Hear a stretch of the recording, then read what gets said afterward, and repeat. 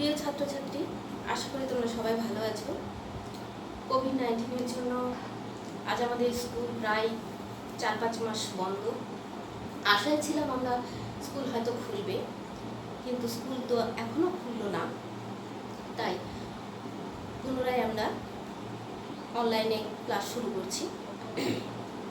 আজকে আমি তোমাদের অধ্যায় 5 চ্যাপ্টার হচ্ছে আলো, এই আলো চ্যাপ্টারটা নিয়ে আজকে আমরা শুরু করছি। তো আলো কি সেটা প্রথমে আমাদের জানতে হবে।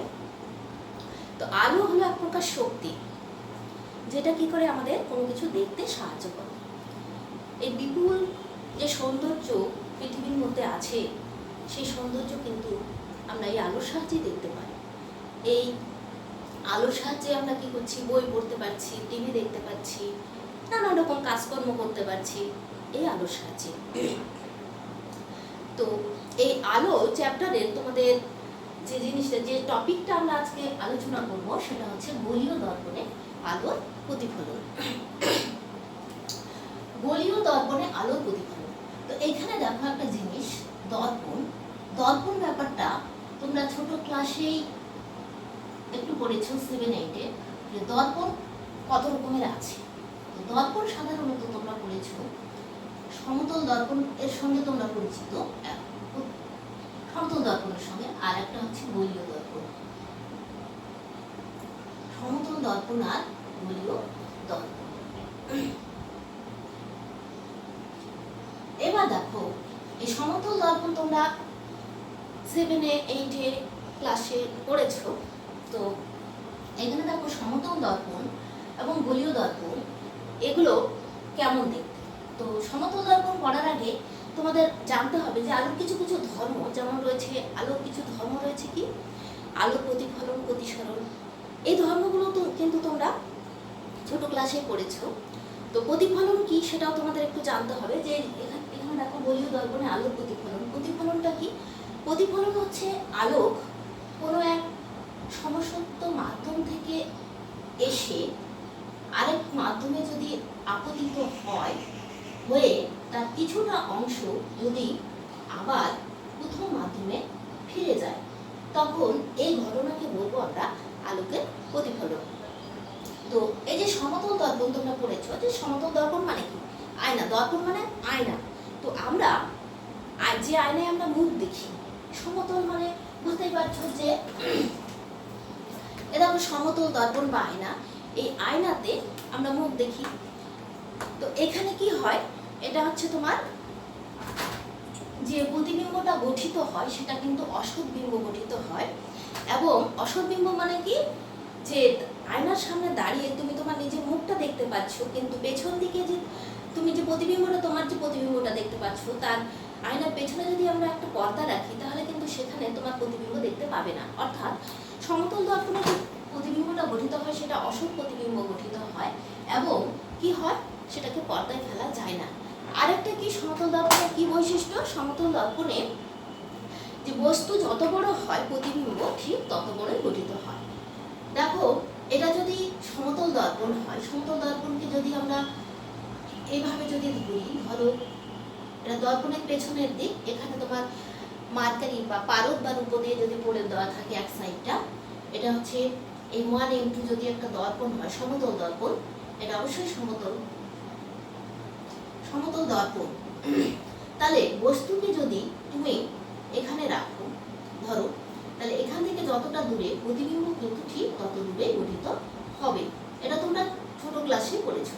এটা যদি ডি ডিস্টেন্স হয়, এটাও কিন্তু ডি হবে, একই ডিস্টেন্স। এটুকু মানে দর্পণ থেকে বস্তু দূরত্ব, দর্পণ থেকে প্রতিবিম্ব দূরত্ব কিন্তু একই হবে।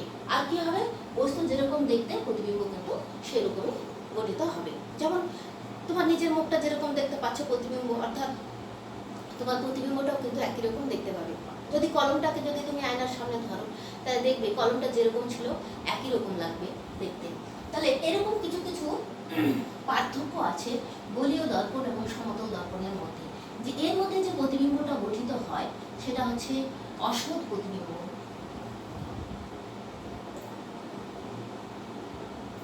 প্রতিবিম্ব যেটা হয় এটা হচ্ছে অসৎ। আর আমরা গোলীয় দর্পণটা যখন আলোচনা করব তখন বলে দেবো যে গোলীয় দর্পণ কি এবং কি ধরনের প্রতিবিম্ব গঠিত হয়। এখানে কিন্তু সৎ এবং অসৎ উভয় ধরনের প্রতিবিম্ব গঠিত হয়। সৎ এবং অসৎ প্রতিবিম্ব কাকে বলে সেই জিনিসগুলো কিন্তু ছোট ক্লাসেই পড়েছো তোমরা। সৎ বা অসৎ দু ধরনের প্রতিবিম্ব গঠিত হয়, আর বস্তু দূরত্ব প্রতিবিম্ব দূরত্ব সমান। কিন্তু কি হয় এখানে গোলীয় দর্পণের ক্ষেত্রে বস্তু দূরত্ব প্রতিবিম্ব দূরত্ব সবসময় সমান হয় না, এবং বস্তু সাইজ যতটুকু থাকে প্রতিবিম্বের সাইজও ততটুকুই হয় সমতল দর্পণের ক্ষেত্রে। কিন্তু গোলীয় দর্পণের ক্ষেত্রে কিন্তু কি হয়, প্রতিবিম্ব কখনো ছোট, কখনো বড়, কখনো উল্টানো, কখনো বা সোজা এরকম দেখা যাবে। তো এরকম সমতল এবং গোলীয় দর্পণের মধ্যে কিছু পার্থক্য দেখা যাবে। তো সমতল দর্পণের সঙ্গে তোমরা পরিচিত ছোট ক্লাসে, এবং অনেকটাই পড়েছো তোমরা সমতল দর্পণে আলোকের প্রতিফলন এই ধর্মটা। তো আজকে আমরা যেটা পড়বো সেটা হচ্ছে গোলীয় দর্পণে আলোক প্রতিফলন। তো গোলীয় দর্পণটা কি এবার জানতে হবে। গোলীয় দর্পণ কাকে বলবো? এখন যে দর্পণটা নিয়ে আমরা আলোচনা করব সেটা হচ্ছে গোলীয় দর্পণ। এখন গোলীয় দর্পণ কি? গোলীয় দর্পণ, গোলীয় দর্পণ হচ্ছে যে দর্পণ কোনো একটা গোলকের অংশবিশেষ, অর্থাৎ দর্পণটা যদি কোনো একটা গোলকের অংশবিশেষ হয় তখন সেটাকে বলবো আমরা কি? গোলীয় দর্পণ। গোলক মানে বুঝতে পারছো, গোল আকৃতির, যেমন বল এটাও একটা গোলক। তো এই গোলকের অংশবিশেষ যখন হবে তখন তাকে আমরা বলবো গোলীয় দর্পণ। তো গোলীয় দর্পণ আবার দু রকমের হয়, একটা হচ্ছে অবতল দর্পণ, অবতল দর্পণ, আর একটা হচ্ছে উত্তল দর্পণ, উত্তল দর্পণ। এগুলোকে ইংরেজিতে এটাকে বলে কনকেভ, কনকেভ মিরর,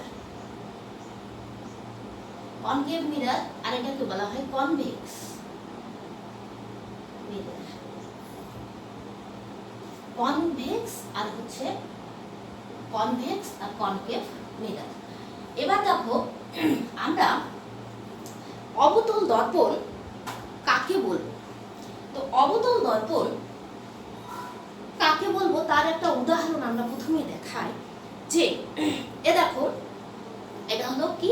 বাটি, এটা হলো চামচ।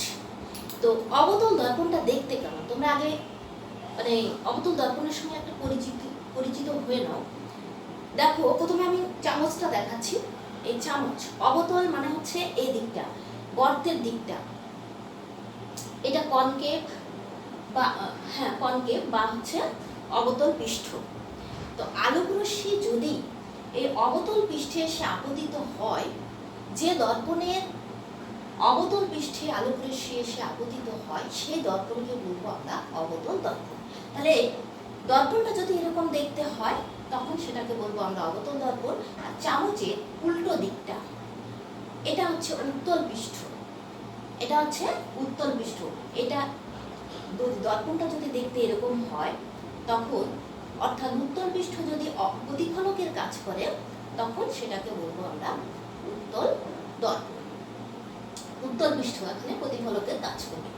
তো একটা জিনিস খেয়াল রাখো, তাহলে এই দিকটাই হচ্ছে উত্তল দর্পণের মধ্যে, এটা হচ্ছে অবতল দর্পণের, আর এটা হলো উত্তল দর্পণের মতো। তো বাটির মধ্যেও তোমরা দেখতে পাবে যে বাটির এদিকটা না, এই দিকটা, এই সাইডটা, যদি এটাকে ভাবো, মনে করো এটা একটা কোনো একটা গোল জিনিস ছিল, তার একটা অংশ এই সাইডটা, এই সাইডে, তাহলে এই সাইডে যদি তোমরা দেখো তাহলে কি দেখতে পাবে? যে এটা একটা কার্ভ দিক। তো এই কার্ভ দিকটা, এটাকে বলবো আমরা কি? অবতল পৃষ্ঠ, আর এটা হচ্ছে উত্তল পৃষ্ঠ। এখানে একটা খুব ভালো একটা ইন্টারেস্টিং জিনিস তোমরা দেখেছো কিনা জানি না, তোমরা যদি দেখো চামচের এই অবতল পৃষ্ঠে যদি তুমি দেখো, মানে নতুন চামচ নেবে, তাহলে দেখবে যে তোমার মুখটা দেখবে উল্টো দেখা যাচ্ছে, আর এই মুখে যদি দেখো তাহলে তোমার মুখটা সোজা লাগছে দেখতে। তেমনি বাটির মধ্যেও কিন্তু একই রকম দেখতে পাবে। দেখো এই অবতল পৃষ্ঠে কিন্তু তোমার মুখটা যাই বা রাখো, যে জিনিসই রাখো, সেটা কিন্তু উল্টো প্রতিবিম্ব দেখা যাবে।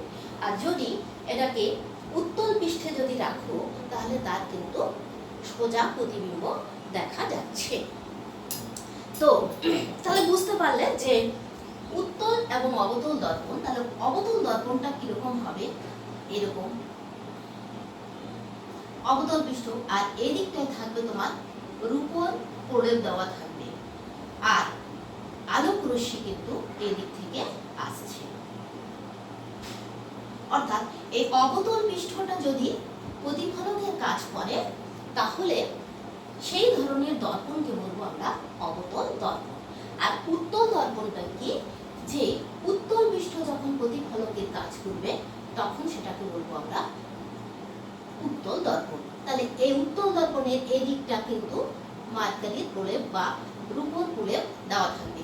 এখানে আলোক রশ্মি কিন্তু এই পৃষ্ঠে এসে আপতিত হবে, বুঝতে পারছো? তাহলে এটা হচ্ছে উত্তল দর্পণ। তো এটাকে যদি এক্সটেনশন করে দাও তাহলে একটা গোলক, সেই গোলকের একটা পার্ট এখানে কেটে নেওয়া হয়েছে। যেমন দেখালাম তোমাদের বাটিটা, এটা যদি একটা পুরো একটা ফাঁপা গোলক হয়, সেই ফাঁপা গোলকের একটা অংশ মনে করো এই সাইডটা কেটে নেওয়া হলো, তাহলে এটা একটা কি হবে, অবতল দর্পণের মতো কাজ করবে, আবার এই দিকটা উত্তল দর্পণের মতো কাজ করবে।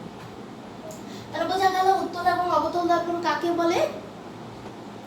এখন আমরা গোলীয় দর্পণ সম্পর্কিত কয়েকটি সংজ্ঞা জানার চেষ্টা করব। তো যে সংজ্ঞাগুলো আমরা জানবো সেগুলো একবার দেখে নাও। মেরু বা পোল, বক্রতা কেন্দ্র বা সেন্টার অফ কার্ভেচার, বক্রতা ব্যাসার্ধ যেটাকে বলা হয় রেডিয়াস অফ কার্ভেচার, প্রধান অক্ষ বা প্রিন্সিপাল অ্যাক্সিস, উন্মেষ যেটাকে বলা হয় অ্যাপারচার। আর এখানেই আরেকটা জিনিস পড়তে হবে, সেটা হচ্ছে উপাক্ষীয় রশ্মি যেটাকে বলা হয় প্যারাক্সিয়াল রে, এটাকেও পড়তে হবে। মুখ্য ফোকাস বা প্রিন্সিপাল ফোকাস, ফোকাস দূরত্ব যেটাকে বলা হয় ফোকাল লেন্থ, আর ফোকাস তল যেটাকে বলা হয় ফোকাল প্লেন, আর গৌণ ফোকাস বা সেকেন্ডারি ফোকাস। এই সংজ্ঞাগুলো আমাদের ভালো করে জানতে হবে, এবং গোলীয় দর্পণের কোথায় কোন জিনিসটা অবস্থিত সেই জিনিসগুলো ভালো করে আগে আমাদের জানতে হবে, তাহলে আমরা কিভাবে প্রতিবিম্ব গঠিত হয় সেই জিনিসগুলো আমরা আঁকতে পারব।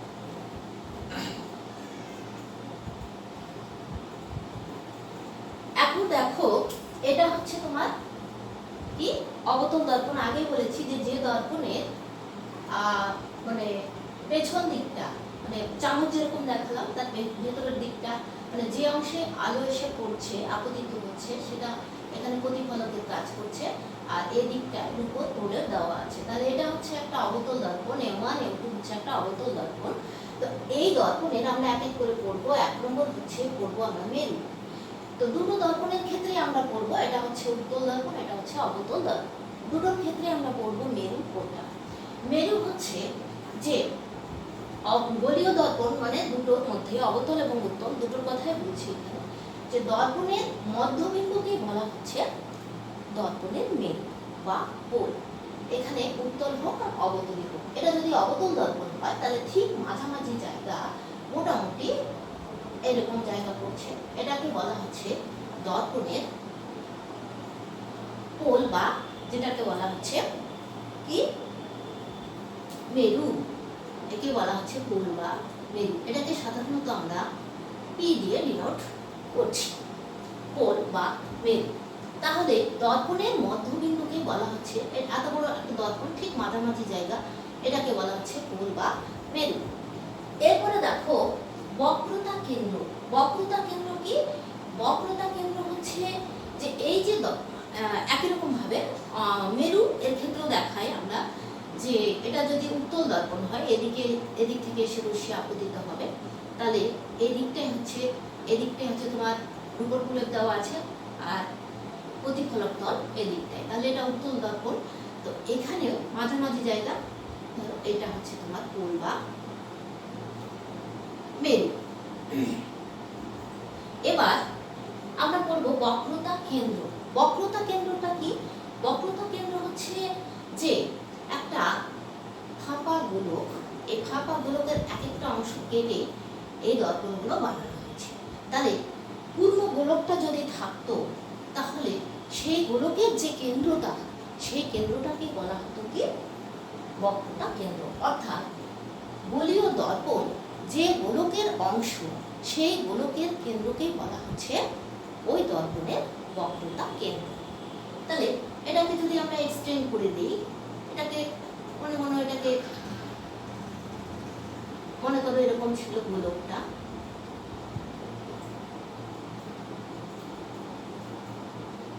এরকম একটা গোলক ছিল, সেই গোলকের মধ্যবিন্দু এটা হচ্ছে তোমার সেই গোলকের কেন্দ্র মধ্যবিন্দু না, এই গোলকের যে কেন্দ্র সেই কেন্দ্রকে বলছি আমরা বক্রতা কেন্দ্র। সাধারণত এটাকে আমরা সি দিয়ে ডিনোট করছি। এবার কি করব, এটা হলো বক্রতা কেন্দ্র। তার বোঝা গেল বক্রতা কেন্দ্র হচ্ছে যে দর্পণটির যে গোলকের অংশ সেই গোলকের কেন্দ্রকে বলা হচ্ছে ওই দর্পণের বক্রতা কেন্দ্র। একই রকম ভাবে উত্তল দর্পণের ক্ষেত্রেও কিন্তু এটা হচ্ছে তার বক্রতা কেন্দ্র সি। এটাকে বলা হচ্ছে সেন্টার অফ কার্ভেচার, এটাকে সি দিয়ে ডিনোট করা হলো। এবার বক্রতা কেন্দ্রকে এখানে আমরা সি দিয়ে ডিনোট করছি আর পোলকে পি দিয়ে ডিনোট করছি এখানে, বুঝতে পারছো? এবার দেখো বক্রতা কেন্দ্র আর পোল হলো। এবার দেখো বক্রতা ব্যাসার্ধ একই রকম ভাবে যে দর্পণটি যে গোলকের অংশ বিশেষ সেই গোলকের যে ব্যাসার্ধ তাকে বলা হচ্ছে ওই দর্পণের বক্রতা ব্যাসার্ধ। তাহলে এখানে দেখো যদি আমরা কেন্দ্র আর পোল এ দুটো যোগ করি,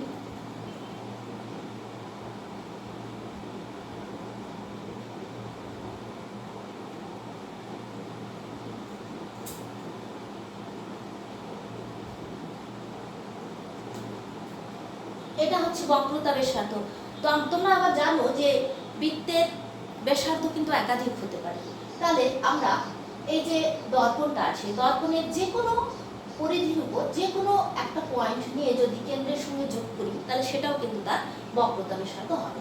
তাহলে পিসি বক্রতা ব্যাসার্ধ, তাছাড়াও আমরা এভাবেও যুক্ত করতে পারি, এটাও বক্রতা ব্যাসার্ধ হতে পারে, এখানেও আমরা যুক্ত করতে পারি, এটাও একটা বক্রতা ব্যাসার্ধ হতে পারে। ধরো এটাকে নাম দিলাম সিএ, এটাও বক্রতা ব্যাসার্ধ। এটাকে সাধারণত আমরা আর দিয়ে ডিনোট করি, এটাকে আর বলছি, বক্রতা ব্যাসার্ধ আর। তো একই রকম ভাবে উত্তল দর্পণ একই রকম ভাবে যুক্ত করি এইভাবে। আবার এটাকে আমি এইভাবেও যুক্ত করতে পারি, যে কোনো একটা পয়েন্ট নিয়েও যুক্ত করতে পারি, বক্রতা ব্যাসার্ধ এইভাবেও হতে পারে, যেমন খুশি। বক্রতা ব্যাসার্ধ এটাও হতে পারে, আবার এটাও হতে পারে। তাহলে এই যে বক্রতা কেন্দ্র সি, বক্রতা ব্যাসার্ধকে আমরা কি করলাম, বক্রতা ব্যাসার্ধ যেটা সেটা হচ্ছে পিসি। সবসময় কিন্তু বক্রতা ব্যাসার্ধ এরপরও আমরা প্রকাশ দূরত্ব এগুলো পাবো, সেগুলো কিন্তু সবসময় কাউন্ট করতে হবে আমাদের কোথা থেকে, সেটা সবসময় কিন্তু পোল থেকে বিচার করতে হবে। তাহলে পিসি এখানে হচ্ছে বক্রতা ব্যাসার্ধ, তাহলে বক্রতা ব্যাসার্ধ হচ্ছে এখানে পিসি। এটাকে সাধারণত আমরা আর দিয়ে প্রকাশ করছি। আচ্ছা, পিসি হচ্ছে বক্রতা ব্যাসার্ধ, এটাও হতে পারে এটাও হতে পারে, একাধিক হতে পারে, সেজন্য বলছি। এবার দেখো কি কি বললাম আমরা, মেরু বক্রতা ব্যাসার্ধ, বক্রতা ব্যাসার্ধ, বক্রতা কেন্দ্র। তাহলে এই তিনটি আমাদের হয়ে গেল। এবার হচ্ছে প্রধান অক্ষ। প্রধান অক্ষটা কি? প্রধান অক্ষ হচ্ছে লেন্স বলছি তোমার দর্পণ, উত্তলমুখ আর অবতলিক দর্পণের পোল অর্থাৎ মেরু এবং বক্রতা কেন্দ্রের মধ্য দিয়ে যে যদি উভয় দিকে বাড়িয়ে দেওয়া যায় তাহলে আমরা কি পাবো, একটা সরলরেখা পাবো। সেই সরলরেখাকে বলবো আমরা কি, প্রিন্সিপাল অ্যাক্সিস বা প্রধান অক্ষ। অর্থাৎ পোল এবং বক্রতা কেন্দ্র উভয় দিকে বাড়িয়ে দিচ্ছি। পোল এবং বক্রতা কেন্দ্রের মধ্য দিয়ে যে সরলরেখা আমরা অঙ্কন করছি সেটাকে বলছি আমরা এখানে প্রিন্সিপাল অ্যাক্সিস, যেটাকে ধরো এক্স ওয়াই দিয়ে আমরা প্রকাশ করছি। প্রধান অক্ষ এখানে এক্স ওয়াই, বোঝা গেল? এটা হলো প্রধান অক্ষ, এইটুকু হচ্ছে বক্রতা ব্যাসার্ধ, আর এটা হলো বক্রতা কেন্দ্র। তাহলে আমরা চারটা জেনে গেলাম। সেটা উত্তল দর্পণের ক্ষেত্রেও একই রকম ভাবে হবে।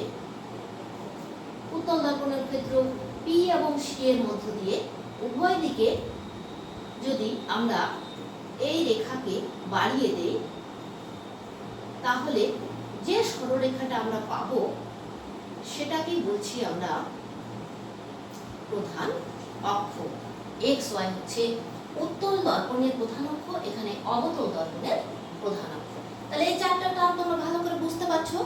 এখন আমরা 4 নম্বর পর্যন্ত পড়েছি, এবার 5 নম্বর পয়েন্টটা দেখো, উন্মেষ। উন্মেষ কাকে বলে?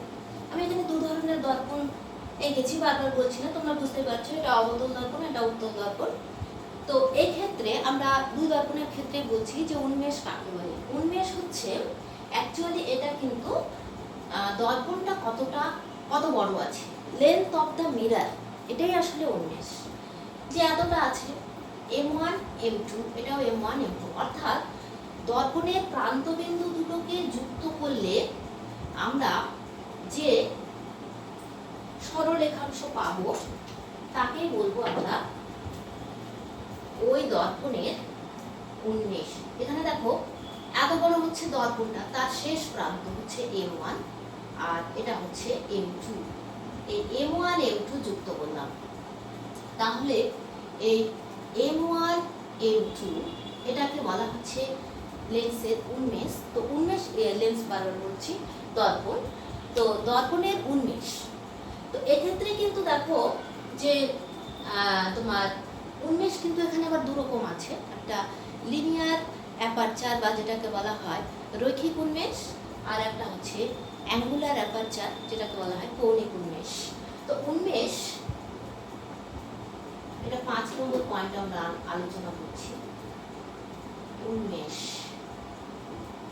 যেটা 1 নম্বর হচ্ছে রৈখিক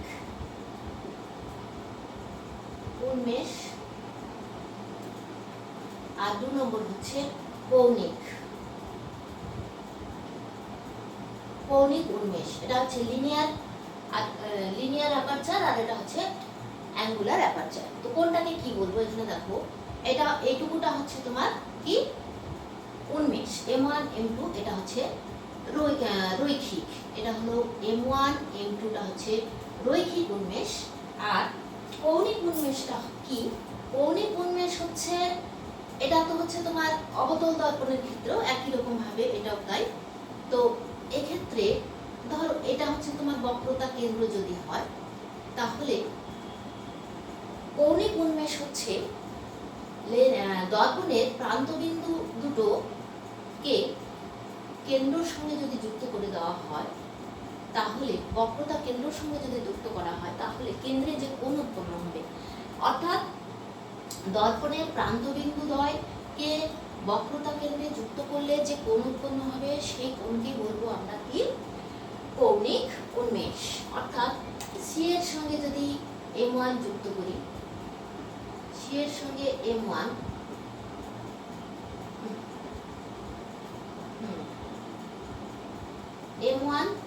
আর M2 যুক্ত করলাম,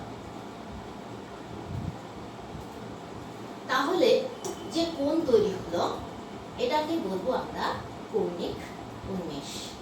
একে বলবো আমরা কৌণিক উন্মেষ। এটা হলো কৌণিক উন্মেষ, অর্থাৎ কোণ এখানে M1 C M2, এটা হলো কৌণিক উন্মেষ। আর রৈখিক উন্মেষ হচ্ছে M1 M2। এক্ষেত্রেও তাই একই রকমের হবে এখানেও।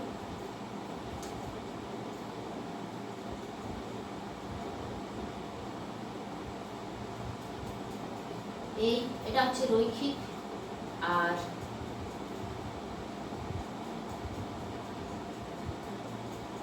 এই হলো কৌণিক, এই হলো কৌণিক উন্মেষ। একই রকম, একই নাম হবে। এটা হলো উত্তল দর্পণের ক্ষেত্রে, এটা অবতল দর্পণের ক্ষেত্রে। তো আরেকটা জিনিস খেয়াল রাখতে হবে যে উন্মেষ আবার কখনো কখনো কি হয়, বৃত্তের ব্যাস বরাবরও হয়ে থাকে। তো এটা ক্ষুদ্র উন্মেষের ক্ষেত্রে আমরা দেখাচ্ছি।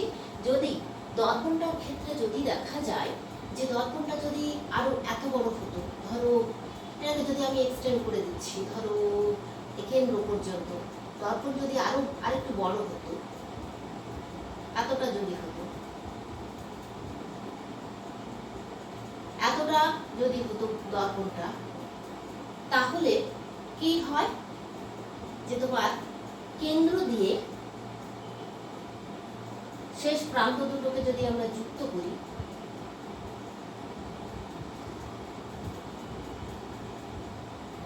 শেষ প্রান্ত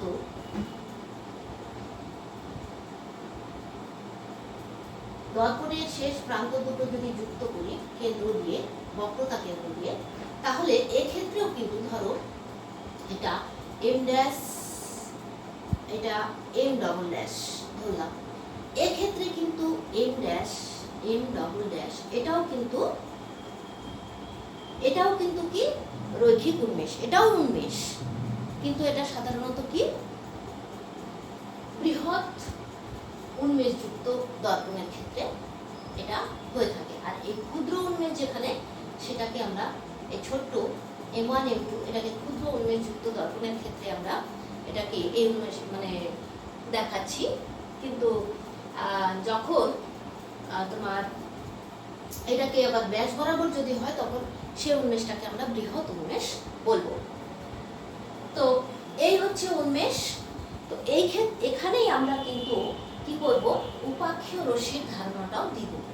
তো উপাক্ষীয় রশ্মিটা কি? তো উপাক্ষীয় রশ্মি হচ্ছে যে কি ধরনের রশ্মি, যে রশ্মিগুলো কি হয়, এটাকে আমি আরেকবার দেখাচ্ছি তোমাদের উপাক্ষীয় রশ্মিটা। ধরো একটা অবতল দর্পণ, এই অবতল দর্পণে এটা হচ্ছে তোমার পোল, এই পোল থেকে কেন্দ্র দিয়ে প্রধান অক্ষ টেনে নিচ্ছি,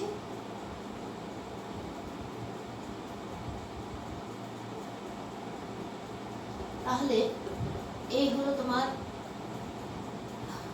বক্রতা কেন্দ্র। তো এই বক্রতা কেন্দ্রে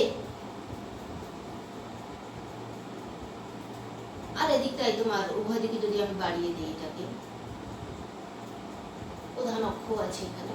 তো কিছু রশ্মি কি হয়, পোলের খুব কাছাকাছি অর্থাৎ মেরুর খুব কাছাকাছি অঞ্চলে এসে আপতিত হয়। এই রশ্মিগুলোকে বলা হয় প্যারাঅ্যাক্সিয়াল রে বা উপাক্ষীয় রশ্মি। বুঝতে পারছো? তাহলে প্যারাঅ্যাক্সিয়াল রে বা উপাক্ষীয় রশ্মিটা কি, যে রশ্মিগুলো কি হয় পোল বা মেরু খুব কাছাকাছি অঞ্চলে এসে আপতিত হয়, তাকে বলা হচ্ছে প্যারাঅ্যাক্সিয়াল রে বা উপাক্ষীয় রশ্মি। তো সাধারণত ক্ষুদ্র উন্মেষযুক্ত দর্পণের ক্ষেত্রে কিন্তু এই রশ্মিগুলোকে দেখা যায়। এবং আমরা এখানে গোলীয় দর্পণের যে প্রতিবিম্বগুলো গঠন করব বা গঠন যেগুলো আমাদের জানতে হবে, সেখানেও কিন্তু এই উপাক্ষীয় রশ্মিকে কিন্তু আমরা ব্যবহার করব, অর্থাৎ ক্ষুদ্র উন্মেষযুক্ত দর্পণই আমরা ব্যবহার করব। তো এখানে দেখো যে উন্মেষের ক্ষেত্রে আমরা জিনিসটা তাহলে ক্লিয়ার হলো। আর এক্ষেত্রে উপাক্ষীয় রশ্মিটাও বোঝা গেল। ধরো এটার নাম দাও AB,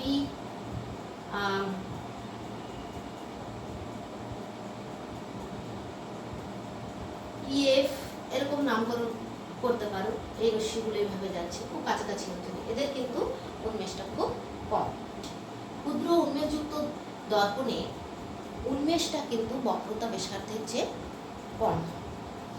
আচ্ছা, এবার দেখো আমরা 5 নম্বর পর্যন্ত করলাম। এবার দেখো 6 নম্বর, মুখ্য ফোকাস আর ফোকাস দূরত্ব। এ দুটো পড়বো, মুখ্য ফোকাস আর ফোকাস দূরত্ব। মুখ্য ফোকাস কাকে বলে?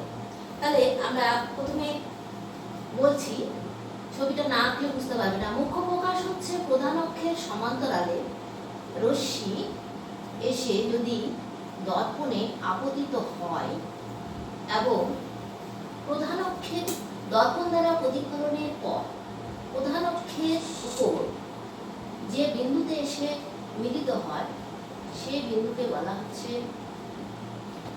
মুখ্য ফোকাস। এদিক দিয়ে একটা গেল, এই ধরো এবি একটা রশ্মি গেল, প্রতিফলিত হয়ে এলো, এসে এই পয়েন্টে মিলিত হলো। ধরো আরেকটা রশ্মি এদিক দিয়ে যাচ্ছে,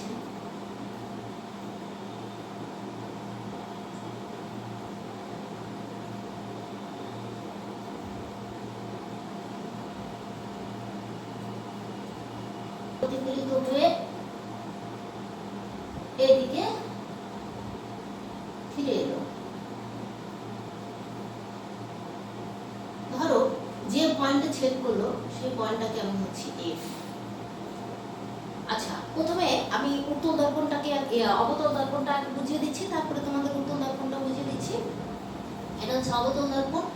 তো প্রথমে আমি কি বলছি, মুখ্য ফোকাস বা প্রিন্সিপাল ফোকাস কাকে বলা হচ্ছে, সেটা হচ্ছে যে আলোক রশ্মি প্রধান অক্ষের সমান্তরালে এসে দর্পণের উপর আপতিত হওয়ার পর প্রতিফলিত হয়ে যখন যাবে তখন কি হবে, প্রধান অক্ষকে যে বিন্দুতে ছেদ করবে বা প্রধান অক্ষের উপর যে বিন্দুতে এসে মিলিত হবে সেই বিন্দুকে বলা হচ্ছে ওই দর্পণের মুখ্য ফোকাস। ধরো এবি একটা রশ্মি, আর ধরো ইএফ একটা রশ্মি, ধরো এফ এখানে আমি ব্যবহার করেছি, এবি পিও ব্যবহার, ধরো জিএইচ একটা রেখাংশ রশ্মি, জিএইচ রশ্মি দর্পণ দ্বারা প্রতিফলিত হওয়ার পর প্রধান অক্ষকে এখানে দেখো ছেদ করেছে আগের রশ্মি, তাহলে এক জায়গায় মিট হয়েছে, তাহলে এই মিট পয়েন্টটাকে আমি এফ দিয়ে ডিনোট করলাম। তাহলে এই এফ পয়েন্টকে বলা হচ্ছে মুখ্য ফোকাস। এফ হলো মুখ্য ফোকাস। তাহলে আমরা উত্তল দর্পণের ক্ষেত্রেও দেখি মুখ্য ফোকাসটা কিভাবে গঠিত হচ্ছে। একই রকম প্রধান অক্ষের সমান্তরালে এসে দর্পণে এসে প্রথমে আপতিত হলো, তারপর এখানে একটু ডিফারেন্সটা আছে, সেটা হচ্ছে দর্পণে প্রতিফলিত হয়ে সেটা সত্যি সত্যি কিন্তু প্রধান অক্ষের উপর মিলিত হয় না। এটা কি হয়, মনে হয় যেন সেই বিন্দু থেকে অপসৃত হচ্ছে, তখন সেই বিন্দুকে বলবো আমরা উত্তল দর্পণের মুখ্য ফোকাস।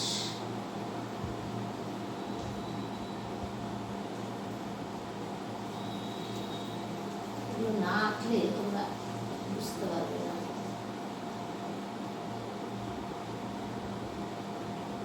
এই হচ্ছে, এটা সত্যি সত্যি মিলিত হয় না, মনে হয় যেন ওই বিন্দু থেকে অবস্থিত হচ্ছে। তাহলে এই পথে গেল, এটা এই পথে গেল, এই পথে ঘুরে এলো। আচ্ছা, এটা এই পথে প্রতিফলিত হলো, এই বিন্দু থেকে মনে হচ্ছে যেন অবস্থিত হচ্ছে। এটা হচ্ছে বক্রতা কেন্দ্র। এবার ভালো করে বুঝো, বলছি এবার। তাহলে কি বললাম আমি, যে আলোক রশ্মি কি হবে, প্রধান অক্ষের সমান্তরালে এসে দর্পণে আপতিত হওয়ার পর প্রতিফলিত হচ্ছে। প্রতিফলিত হওয়ার পর কি হচ্ছে, প্রধান অক্ষের উপর যে বিন্দুতে এসে প্রতিফলিত রশ্মিটা মিলিত হচ্ছে সেই বিন্দুকে বলা হচ্ছে ওই দর্পণের মুখ্য ফোকাস। তাহলে এবি রশ্মি আর একটা জিএইচ রশ্মি, এরা এখানে প্রতিফলিত হয়ে এই বিন্দুতে মিলিত হলো, এই রশ্মি এই বিন্দুতে মিলিত হলো, তাহলে এফ হচ্ছে মুখ্য ফোকাস। এখানেও তাই, একই রকম, এটাও আমি নামকরণ করি, এটা এবি আর আরেকটা হচ্ছে জিএইচ। প্রতিফলিত রশ্মিগুলো নাম দিলাম না, দুটো গিয়ে একটা জায়গায় এসে মিলিত হলো এফ। তাহলে এফ হচ্ছে এখানে উত্তল দর্পণের ক্ষেত্রে মুখ্য ফোকাস। একটা জিনিস খেয়াল রাখো, যে অবতল দর্পণের ক্ষেত্রে কিন্তু দর্পণের সামনের দিকে কিন্তু কি আছে, সেন্টার অফ কার্ভেচার বা তোমার বক্রতা কেন্দ্রটা আছে, আর এটা কিন্তু পেছনের দিকে, এটা কিন্তু খেয়াল রাখবে। আর এখানেও কিন্তু মুখ্য ফোকাসটাও কিন্তু দর্পণের পেছনের দিকে গঠিত হচ্ছে। আচ্ছা, এরপরে দেখো ফোকাস দূরত্ব। ফোকাস দূরত্বটা কি?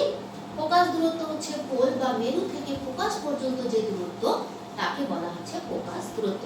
এক্ষেত্রে কি হচ্ছে পিএফ, পিএফ পিএফ হচ্ছে এফ, এটাকে ফোকাস দূরত্বকে আমরা এফ ছোট হাতের এফ দিয়ে প্রকাশ করি।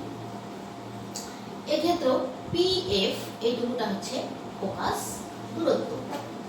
বোঝা গেল? তাহলে মুখ্য ফোকাস, ফোকাস দূরত্ব এইভাবে ছবি এঁকে কিন্তু করতে হবে উত্তল দর্পণ এবং অবতল দর্পণের ক্ষেত্রে। তাহলে আমাদের মুখ্য ফোকাস, ফোকাস দূরত্ব হলো। আচ্ছা, এবার দেখো অবতল দর্পণ এবং উত্তল দর্পণকে আমরা আরেকটা নাম করতে পারি এখানে। তো উত্তল দর্পণের ক্ষেত্রে কি আছে, যে রশ্মিগুলো আপতিত হয়ে প্রতিফলিত হওয়ার সময় প্রধান অক্ষের একটা নির্দিষ্ট বিন্দুতে মিলিত হচ্ছে। যেহেতু প্রতিফলিত রশ্মিগুলো একটা বিন্দুতে মিলিত হচ্ছে, সত্যি সত্যি মিলিত হচ্ছে, সেই জন্যই অবতল দর্পণকে আমরা অভিসারী দর্পণ হিসেবেও বলতে পারি। এটাকে আমরা অভিসারীও বলতে পারি। অভিসারী দর্পণ। আর উত্তল দর্পণে কি হয়, যে রশ্মিগুলো আপতিত হয়ে প্রতিফলিত হয়, আর প্রতিফলিত হওয়ার পর কি হয়, যে প্রধান অক্ষের উপর কোনো একটা বিন্দু থেকে অপসৃত হচ্ছে বলে মনে হয়। প্রতিফলিত রশ্মিটা কিন্তু প্রধান অক্ষের কোনো একটা বিন্দুতে সত্যি সত্যি কিন্তু মিলিত হয় না, মনে হয় যেন সেই বিন্দু থেকে অপসৃত হচ্ছে বলে মনে হয়। সেই জন্যই উত্তল দর্পণকে আমরা বলবো অপসারী দর্পণ। অপসারী দর্পণ বলবো। এটাকে অভিসারী দর্পণ, এটাকে আমরা বলবো অপসারী দর্পণ। অর্থাৎ এরা যে অপ্রতিফলিত রশ্মি সত্যি সত্যি একটা নির্দিষ্ট বিন্দুতে কিন্তু মিলিত হয় না, অপসৃত হয়ে মনে হয় যেন ওই অক্ষ থেকে কোনো একটা বিন্দু থেকে অপসৃত হচ্ছে, অক্ষের উপর কোনো একটা বিন্দু থেকে অপসৃত হচ্ছে বলে মনে হয়। সেই জন্য এটা অপসারী দর্পণ, আর এটা হচ্ছে অভিসারী দর্পণ। দেখো আমরা 8 নম্বর পয়েন্টটা করছি, ফোকাস তল আর গৌণ ফোকাস। এই দুটো বলবো, ফোকাস তল আর গৌণ ফোকাস। এখানে দেখো ফোকাস তল কাকে বলবো আমরা? ফোকাস তল হলো মুখ্য ফোকাসের মধ্য দিয়ে প্রধান অক্ষের সঙ্গে অবিলম্বভাবে যে একটা তল কল্পনা করা হয় তাকেই বলা হচ্ছে ফোকাস তল। তাহলে এখানে দেখো এই যে সামান্তরিকের মতো দেখতে যে একটা তল আমরা এখানে কল্পনা করেছি, ধরো এ বি সি ডি, এই যে একটা তল, এটা কি হচ্ছে প্রধান অক্ষ। এটা এই প্রধান অক্ষের সঙ্গে অবিলম্বভাবে এবং মুখ্য ফোকাস এই দেখো এফ, এর মধ্য দিয়ে যে একটা তল কল্পনা করা হচ্ছে এটাকে বলা হচ্ছে ফোকাস তল। উত্তল, এটা অবতল দর্পণের ক্ষেত্রে এভাবে আছে। উত্তল দর্পণের ক্ষেত্রেও দেখো দর্পণের পেছন দিকে গঠিত হচ্ছে এটা, এটাও কিন্তু একই রকম ভাবে যেটা বললাম যে প্রধান অক্ষের সঙ্গে সমান্তরালে মুখ্য ফোকাসের মধ্য দিয়ে যে একটা তল কল্পনা করা হচ্ছে সেটা কিন্তু ফোকাস তল। তা এবার দেখো ফোকাস তল গেল, এবার হলো গৌণ ফোকাস। গৌণ ফোকাসটা কি? গৌণ ফোকাস হলো যে আলোক রশ্মিগুলো প্রধান অক্ষের সঙ্গে সমান্তরাল না এসে যদি এটা কি হয় আনতভাবে এসে এখানে আপতিত হলো, দর্পণে এসে আপতিত হলো, M1 M2 হচ্ছে দর্পণ, আনতভাবে এসে আপতিত হলো আর এই পথে প্রতিফলিত হলো। আবার এই আরেকটা রশ্মি এইভাবে এসে এখানে আপতিত হলো আর এই পথে প্রতিফলিত হলো। তাহলে এরা কিন্তু একটা জায়গায় মিট করেছে দেখো ফোকাস তলের উপর এফ ড্যাশ। এক্ষেত্রে আমি প্রথমে অবতল দর্পণের ক্ষেত্রে গৌণ ফোকাসটা বলছি। গৌণ ফোকাসটা এখানে কি হচ্ছে, যে আলোক রশ্মিগুলো আনতভাবে এসে দর্পণে প্রতিফলিত হওয়ার পর ফোকাস তলে একটা বিন্দুতে এসে মিলিত হয়, সেই নির্দিষ্ট বিন্দুকে বলা হচ্ছে ওই দর্পণের গৌণ ফোকাস। এখানে এফ ড্যাশ এটা হচ্ছে তোমার গৌণ ফোকাস। উত্তল দর্পণের ক্ষেত্রে এখানে কি হচ্ছে দেখো, রশ্মিগুলো একই রকম ভাবে আলোতভাবে এসে পড়ে, আবার প্রতিফলিত হয়ে যায়। প্রতিফলিত হলে প্রতিসৃত রশ্মিটাকে যদি পেছন দিকে আমরা যদি বাড়িয়ে দিই, এই একটা রশ্মি এভাবে গিয়ে এভাবে প্রতিফলিত হলো, এটাকে পেছন দিকে এক্সটেনশন করলাম। আবার একটা রশ্মি দেখো এভাবে গেল, গিয়ে এইভাবে প্রতিফলিত হলো, এটাকেও আমি পেছন দিকে বাড়িয়ে দিলাম। তাহলে দেখা যাচ্ছে যে উত্তল দর্পণের ক্ষেত্রে প্রতিফলিত রশ্মিগুলো ফোকাস তলের উপর এক্ষেত্রেও কিন্তু একটা নির্দিষ্ট বিন্দুতে, মানে নির্দিষ্ট বিন্দু থেকে অপসৃত হচ্ছে বলে মনে হয়। তখন এই পয়েন্টটাকে আমরা এফ ড্যাশ বলবো। তো এটাকেও বলবো কিন্তু গৌণ ফোকাস উত্তল দর্পণের ক্ষেত্রে। এক্ষেত্রে অপসৃত হচ্ছে বলে মনে হয়, আর এক্ষেত্রে সত্যি সত্যি মিট করে প্রতিফলিত রশ্মিগুলো। লেগে গেল ফোকাস তল এবং গৌণ ফোকাস। এবার দেখো গোলীয় দর্পণে প্রতিবিম্ব গঠনের নিয়ম, অর্থাৎ প্রতিফলিত রশ্মির গতিপথ নির্ণয়। অর্থাৎ আপতিত রশ্মি দর্পণ দ্বারা প্রতিফলনের পর কোন পথে যাবে সেই নিয়মগুলো আমাদের জানতে হবে, তবেই আমরা কিন্তু প্রতিবিম্ব গঠন করতে পারব। এখানে দেখো 1 নম্বর, আপতিত রশ্মি প্রধান অক্ষের সমান্তরাল যদি হয় তাহলে প্রতিফলিত রশ্মিটা কোন দিক দিয়ে যাবে। তো এটা হচ্ছে প্রধান অক্ষ, আর ধরো এটা হচ্ছে এক্স, আর এদিকে এটাকে যদি এক্সটেনশন করে দাও তাহলে এক্স ওয়াই। তাহলে প্রধান অক্ষের সমান্তরালে যদি কোনো রশ্মি এসে দর্পণে আপতিত হয়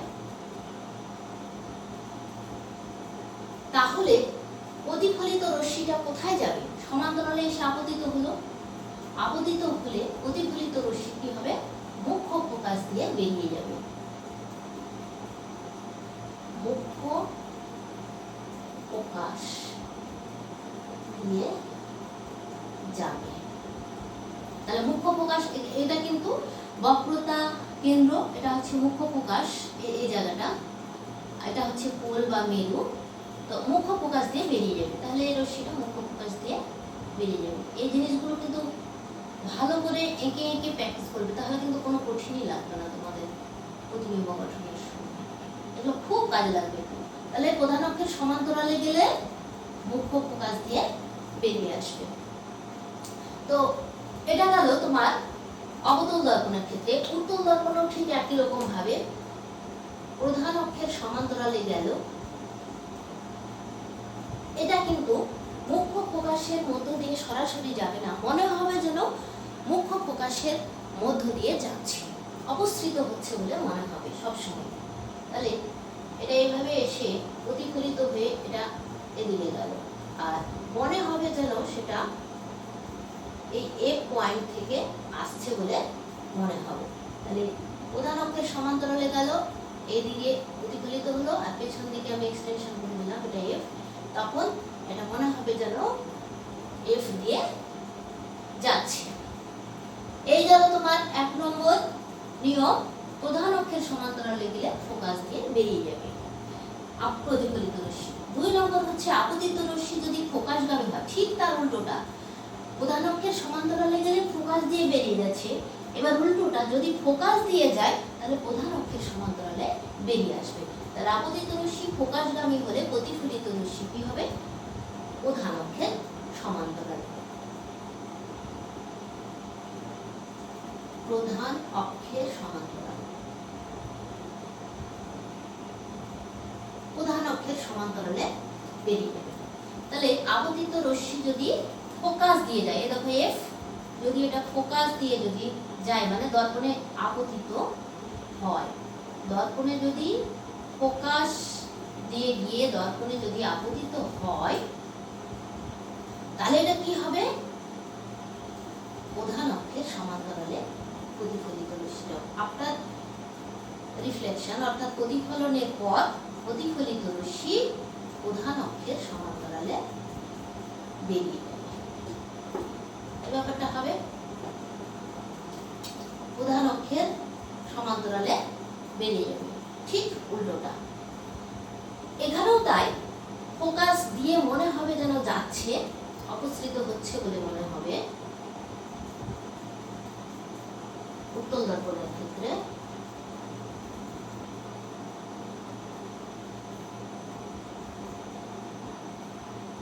এদিক দিয়ে যাচ্ছে, ফোকাস দিয়ে এদিক দিয়ে আসছে, হ্যাঁ, আর প্রধান অক্ষের সমান্তরালে বেরিয়ে যাবে।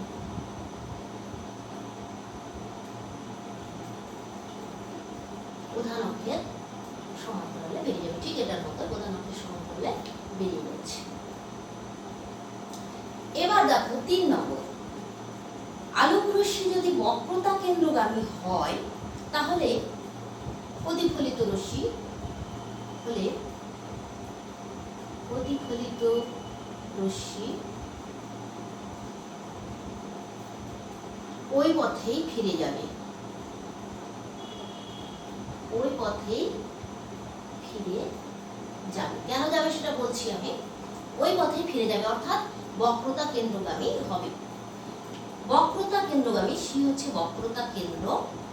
বক্রতা কেন্দ্রগামী কোন রেখা যদি দর্পণে এসে আপতিত হয়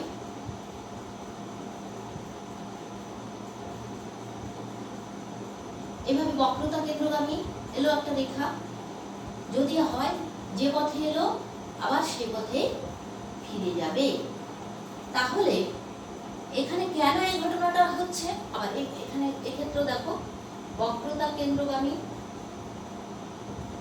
এটা সবই অপসৃত হচ্ছে বলে মনে হয়, সত্যি সত্যি এখানে মিলিত হয় না। তাহলে এই পথে এসে আবার এই পথে ফিরে যাবে। এই ক্ষেত্রে দেখো বক্রতা কেন্দ্রগামী যদি কোনো রেখা মানে আপতিত রশ্মি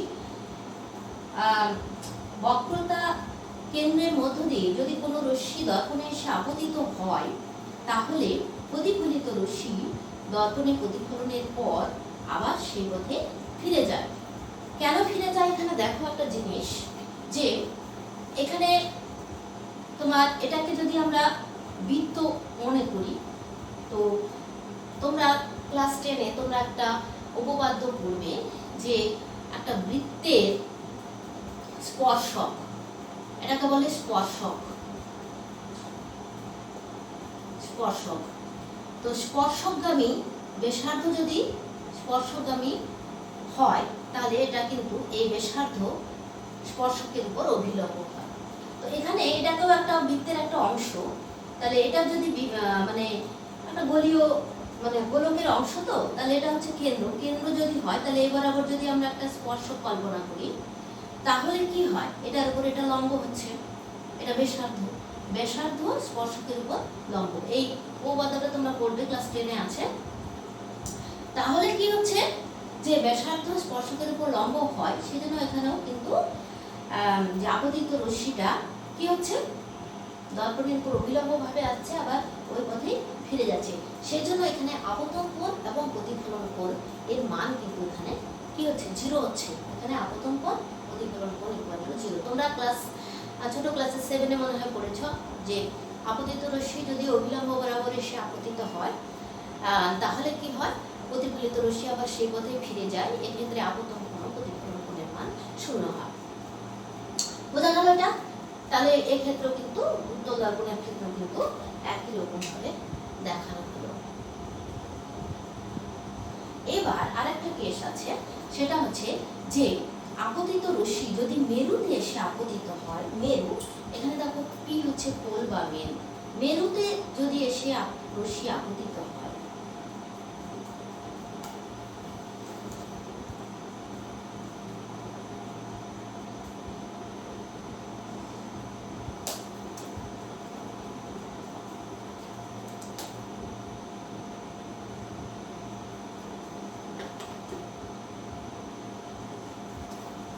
দেখো মেরুতে এসে আপতিত হলো, তাহলে এক্ষেত্রে যতটি মেরুতে এসে যদি আপতিত হয় এক্ষেত্রে মেরু মানে এখানে যে প্রধান অক্ষ, সেই প্রধান অক্ষটা কিন্তু দর্পণের উপর কি আছে অভিলম্ব ভাবে আছে, কারণ এটাও তো হচ্ছে তোমার বক্রতা ব্যাসার্ধ, তাহলে বক্রতা ব্যাসার্ধ হলে এটাও কিন্তু তার উপর অভিলম্ব হচ্ছে। তাহলে প্রধান অক্ষ যদি দর্পণের উপর অভিলম্ব হয় তাহলে এই রশ্মিটা এই রশ্মি যত কোণে এসে আপতিত হবে, থিটা কোণে মনে করো এসে আপতিত হলো, তাহলে প্রতিফলিত হওয়ার পর অর্থাৎ প্রতিফলন কোণ দুটো থিটা হবে, অর্থাৎ এই কোণ দুটো সমান হবে।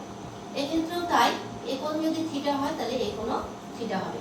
এইভাবে কিন্তু রশ্মির আমরা মেরুতে আপতিত হলে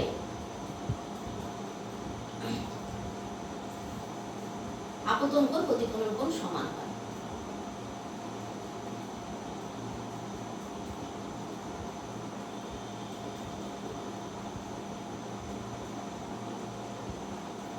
আপতন কোণ আর প্রতিফলন কোণ সমান হয়, অর্থাৎ যে পথে আসে ঠিক মানে একই, মানে যত ডিগ্রি কোণে পোল বা মেরুতে এসে আপতিত হয় ঠিক তত ডিগ্রি কোণে কিন্তু ফিরে যায়।